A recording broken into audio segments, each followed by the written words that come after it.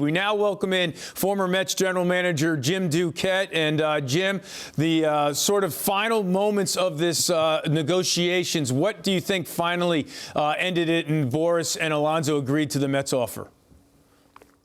I mean, I think when you kind of look at this and you know, from both sides, right? The negotiations were grinding. You had moved, you know, going back about a month ago where the Mets had made an offer and they felt like he was going somewhere else. And then you had the rumors that he might, you know, Toronto was in on this. There's so many different things that go on in the negotiation when you're dealing with Scott Boras. It's very fluid, especially when you get late to spring training. So, you know, there's that feeling there. I think that, you know, with the organization, you know, just continuing to keep an open mind, not closing the door. I think that helps. I think, yeah, you know, in this type of situation, Pete had these high expectations, and he isn't getting them. Yeah, there's part sales job with your owner and your general manager, president of baseball operations, and David Stern. Say, hey, we've always wanted you, which they have been consistently on that message that we want you, we need you here. You know, but part of David Stern's job is to keep an eye on the marketplace,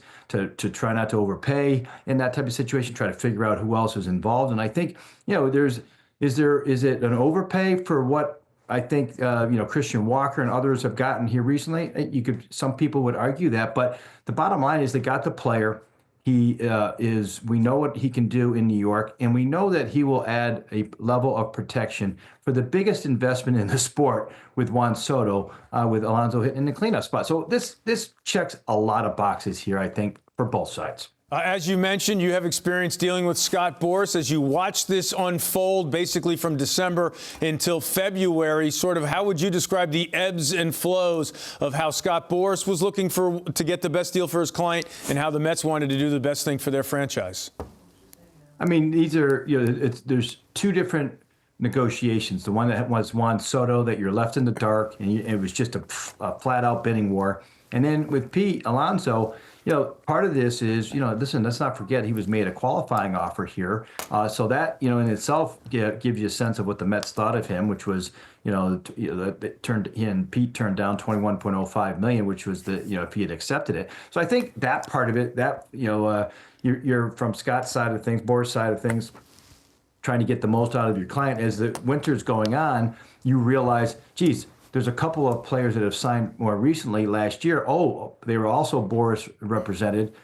Blake Snell, Matt Chapman in particular were two guys that, you know, ended up signing very late. Both signed into March, but they had similar type of structures. And so you've seen these structures before. And the way Boras looks at these deals are, you know, in two parts. This year's, or, you know, let's say 2 years and 54. And then if he opts out after one, that $30 million salary this year, plus whatever he's able to get next year. So if Pete has a huge year, he gets a multi-year deal, you put those two together and he ends up getting at the end what they were hoping for. So, you know, there's different ways to slice it.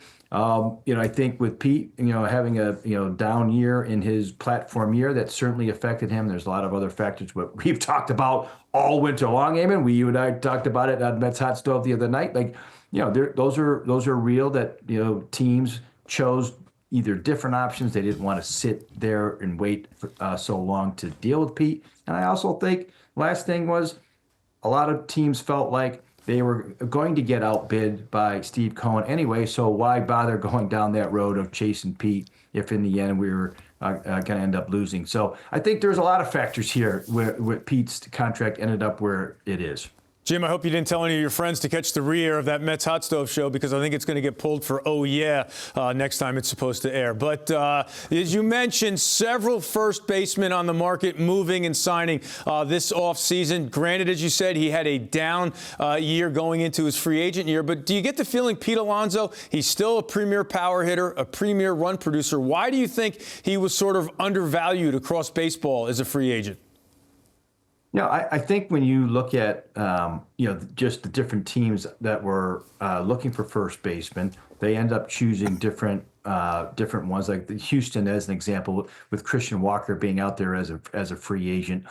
he ends up signing a 3-year deal for $60 million. The Yankees moved quickly, but they had already spent a lot of their money, right? They had spent it on Fried, they'd spent it on Bellinger, they went and got Devin Williams. So, there's a finite amount of dollars. The Dodgers didn't need a first baseman. The Braves didn't need a first baseman. The Phillies, same thing, right? So some of the higher level, the Cubs, who also need to spend money, they have a first baseman, a young first baseman. So typically, the teams that spend a lot of money, there weren't a lot left there. Toronto, that's a tough place to go, even on a one-year basis. If you're going out of the country there, so that became a place that maybe wasn't going to work. So there's Arizona needed a first baseman. They traded for Josh Naylor, right, to replace Christian Walker. So there's all these things. I'll tell you the interesting thing though to keep to note. This average annual value is $27 million for the next 2 years if Pete stays a Met for the 2 years.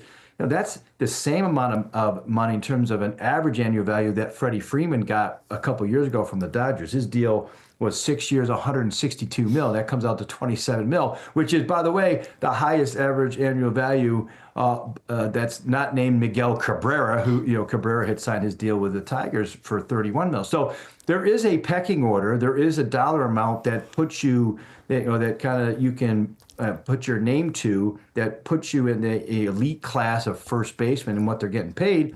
And Pete at $27 million is among the top in the sport. So, I think from that point, it's a lot shorter term deal, yes, but he's also going to have the chance to go bet on himself if he has a big year there in this year in 2025.